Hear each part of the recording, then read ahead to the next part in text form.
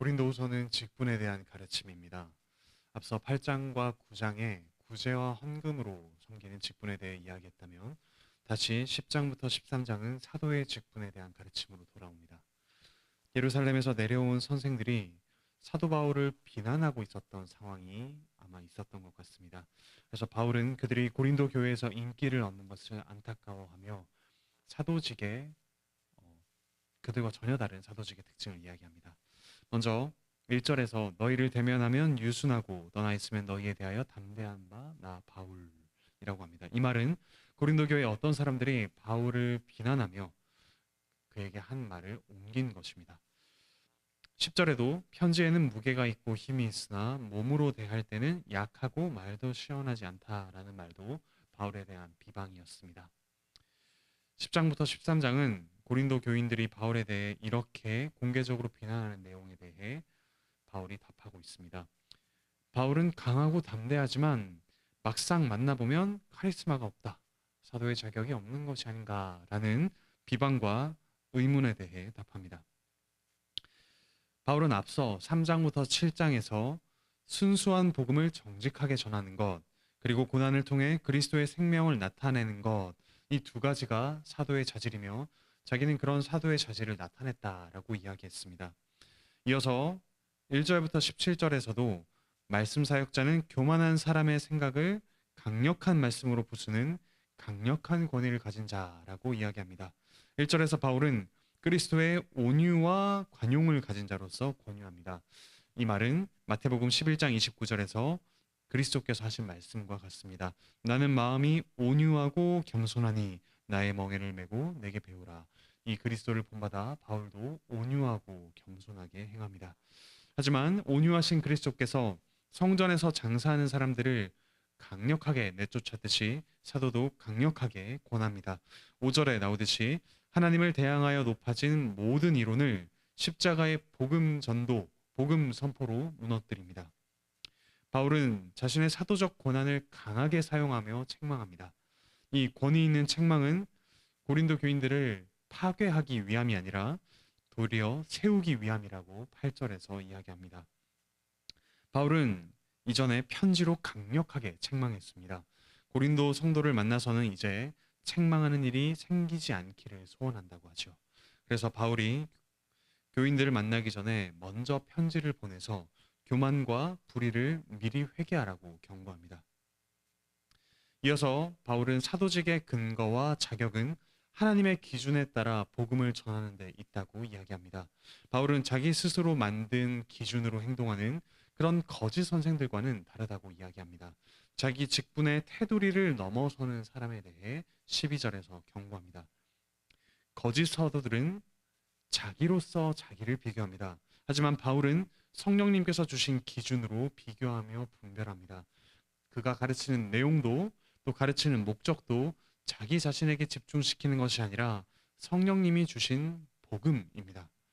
바울은 13절에 나오듯이 분수 이상의 자랑을 하지 않고 오직 하나님이 우리에게 나누어 주신 그 범위의 한계를 따라 교회를 섬겼습니다. 마치 하나님께서 구약 백성에게 가나안 땅을 각 가정에 자로 재어서 나눠주신 것과 같습니다. 이와 마찬가지로 하나님은 사도들에게 복음을 전할 지역을 성령님을 통해서 나누어 주셨습니다. 하지만 거짓 사도들은 하나님께서 나누어 주지도 않으신 지역에 들어와서 교인들을 가르쳤습니다. 이미 바울이 개척한 교회에 들어와서 잘못된 가르침, 다른 복음으로 교회를 혼란하게 만들었습니다. 바울은 사람의 생각으로 여러 지역으로 나아가지 않았습니다. 그에게는 어쩌면 그렇게 할 수 있는 충분한 능력이 있었을지 모릅니다. 하지만 그가 배정받은 곳, 그곳에 복음을 가지고 나아갔고 고린도 성도들이 성령님께서 그에게 배정해 주신 곳이었습니다. 하지만 거짓 사도들은 자기의 생각이나 말솜씨를 의지하며 이 외의 지역들로 나아갔죠. 14절에 나오듯이 사도 바울은 미치지 못할 자로서 나아가지 않았습니다. 여기서 미친다라는 말은 앞서 3장에서 하나님으로부터 나온 만족이라는 말과 연결된 말입니다. 이 만족이라는 것은 하나님께서 주시는 능력을 말합니다. 즉 14절을 다시 풀자면 바울은 사람의 능력을 의지한 거짓 사도들과는 달랐습니다. 하나님께 받은 자질과 능력으로 고린도 교회에 복음을 전했습니다. 15절에 나오듯이 바울은 남의 수고를 가지고 자랑하지 않았습니다. 하나님께서 다른 사역자에게 주신 지역에서는 복음을 전하지 않았지요. 앞으로 고린도 교인들의 믿음이 자라면서 15절에 나오듯이 우리의 규범을 따라 너희 가운데서 더욱 풍성하여지기를 소망합니다. 여기서 규범은 앞서 나온 측량자, 주를 뜻합니다. 하나님께서 구약 성도에게 기업을 측량하여 나누어 주었듯이 바울에게는 고린도 교회가 기업으로 측량하여 나누어 준 기업입니다. 고린도 교회 안에서 성도의 믿음이 자라면서 사도 바울이 줄로 재어준 기업 역시 자랄 것을 소망하고 있습니다. 16절에 나오듯이 남의 규범으로 이루어 놓은 것으로 자랑하지 않지요. 즉 다른 사역자에게 줄로 나누어 주신 그 지역을 자기의 것으로 차지하며 전하지 않습니다.